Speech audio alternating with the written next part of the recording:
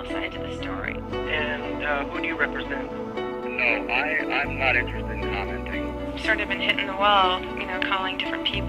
You'll have to go back. I don't think so. I'm sorry. I'll transfer you to the doctor. I was wondering if you might be interested in an interview. No, I don't think there's a good time for this type of interview. First of all, I'm sorry, who are you guys? Would you be willing to give your side of the story? Are you one of those animal rights organizations?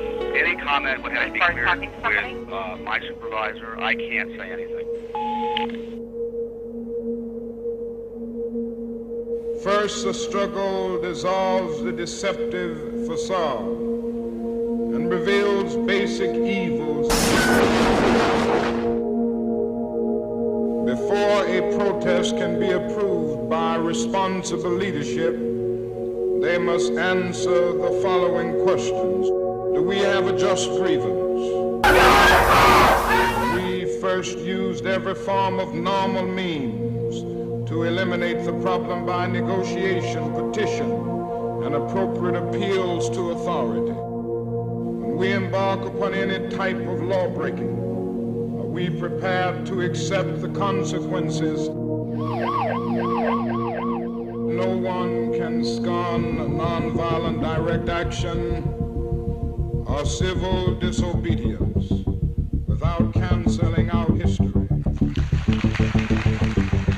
My name is Shannon Keith, and I'm an animal rights lawyer and making a documentary film on the Animal Liberation Front. I decided to make a documentary film about those people who speak up for the animals and about those people who break the law to help animals, because we've only seen change happen in our society when laws have been broken. Every social justice movement has been made of people that are willing to sacrifice. That's what's going to make the animal rights movement successful.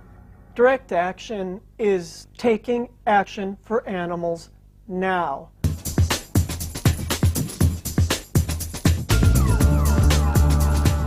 A little guy in the south of England had a rabbit farm with about 1,500 rabbits that he sold to vivisection labs.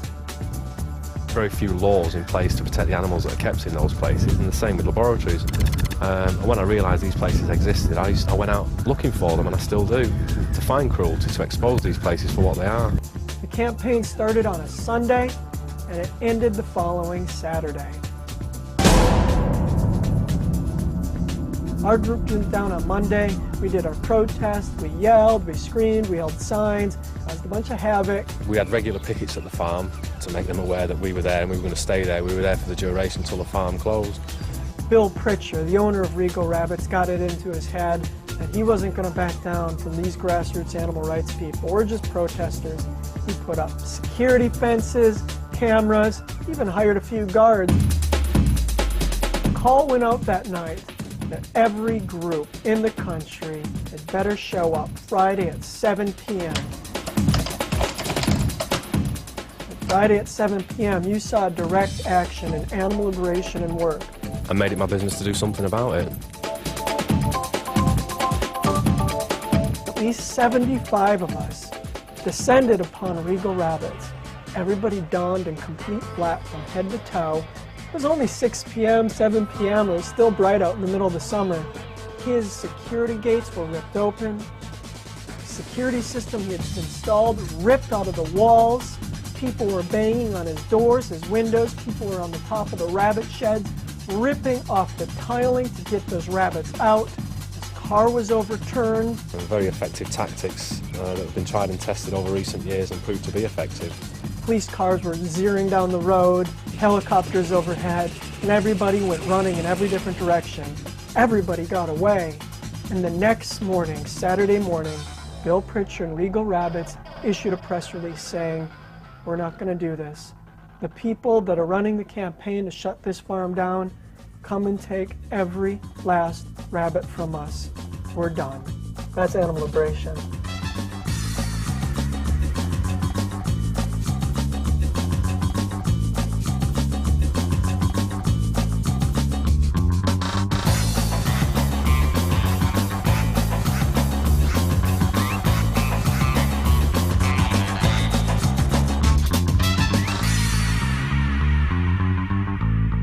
John Feldman. I'm in a band called Goldfinger, who tours a lot.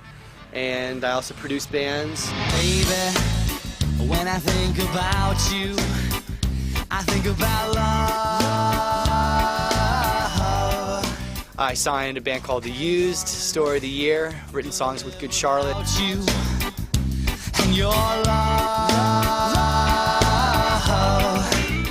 Do a lot of animal rights activism as well.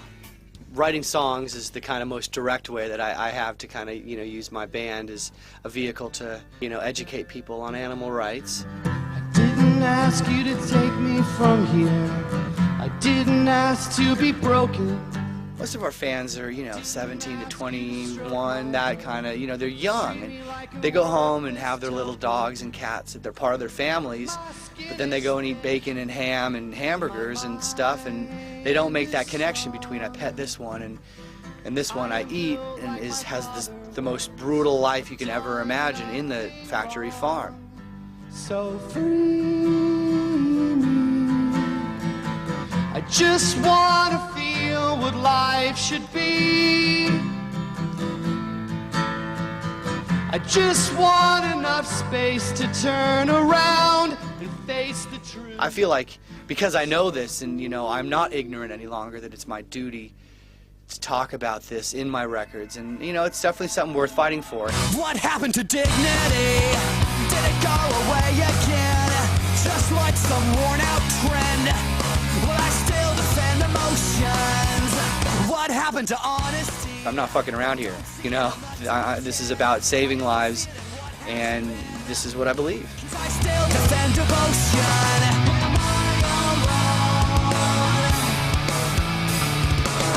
Don't wanna rest, don't wanna breathe, but I wanna hear about life. I completely support what the Animal Liberation Front does, as far as rescuing animals from laboratories and from factory farms.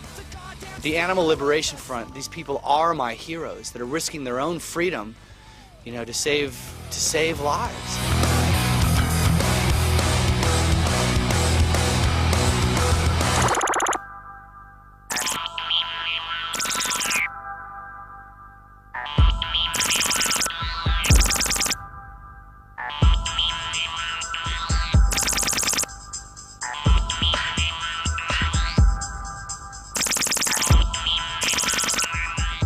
The guidelines were tactical in that we obviously didn't want anyone who was innocent to suffer from what we were doing.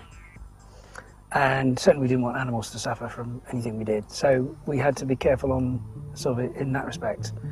And I think we wanted to create quite a large movement. We wanted a lot of people to take ALF action. So we had to have tactic that people in general felt happy with so they could join in. In the naive first formative years of those small people, they did set up an office, they did have Animal Liberation Front literature and you were able to contact them. But it wasn't long before the police totally shut that down. And ever since then, ever since those small group of people disbanded, now there's a global Animal Liberation Front that you read about in all your papers, but there is no structure to it. There is no organisation, there's no one you can write to, please come and help me, there's a goat locked up in someone's yard.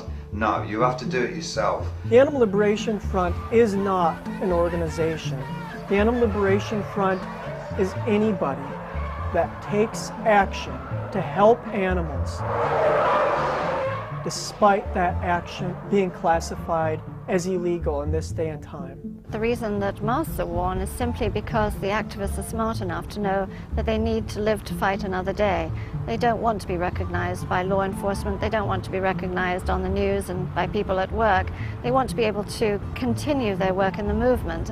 The Animal Liberation Front is the modern day underground railroad. Just like Harriet Tubman, the ALF goes in, they get animals out of labs, and they put them through literally an underground railroad for animals, getting them safe vets to check them out and safe homes for them to spend their lives in. And that means that they must not take any credit as people for their rescues. They must remain anonymous. My belief is that they're willing to serve time, that they will put their personal freedom on the line if they need to, but they're not foolish enough to just do it willy-nilly and make themselves targets. I think that someday soon I hope, the ALF will be represented to be the forces that they really are. To be freedom fighters. I don't consider myself to be anything special. I don't think anybody involved with the ALF is. All I want to do is avoid cruelty, and I think most people are the same. It's in there at the same time. It does exist in people's hearts and people's minds, but as an organisation, it can never exist and it never will exist. If it did exist, the police and the FBI would bust it up, you know? And that's why they're so frustrated, because they can't stop the animal liberation front, because they can't get their hands on it, you know? And there is no office, there is no structure. It's in here.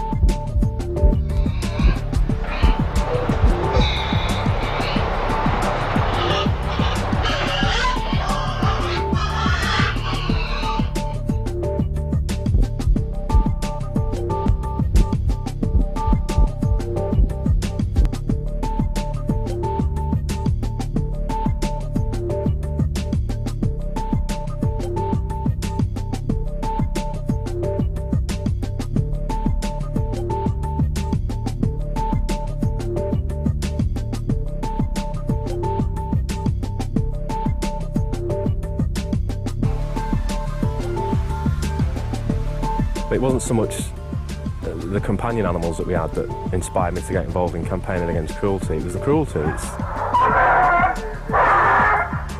the huge animal abuse that's taking place, you know, in the slaughterhouses, the factory farms and laboratories. That's what's incited me, that's what's encouraged me to get involved in animal abuse. And I suppose because I know that, you know, every animal is an individual and that, you know, they've got a right to a life and to be free from pain and suffering.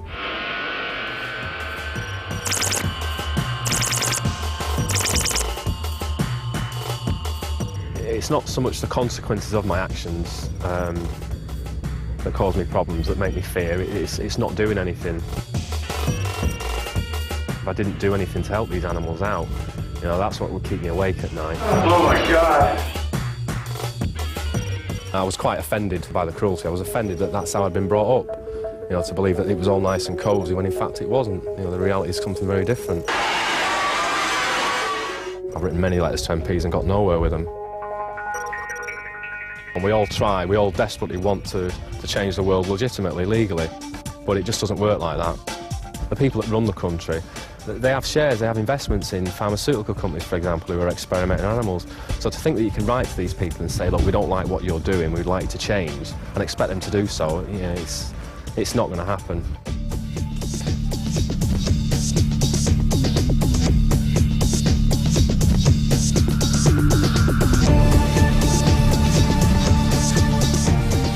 Yeah, I've just had a copy of the video from the farm. Awful. I've spoken to Trading Standards today. They're just not interested. They've been there. They said they've given the place a clean bill of health. Basically, they don't think there's anything wrong. There's nothing illegal. They said to me it's a trade-off if we want cheap eggs. That's their attitude. Same with the RSPCA. They're just not interested.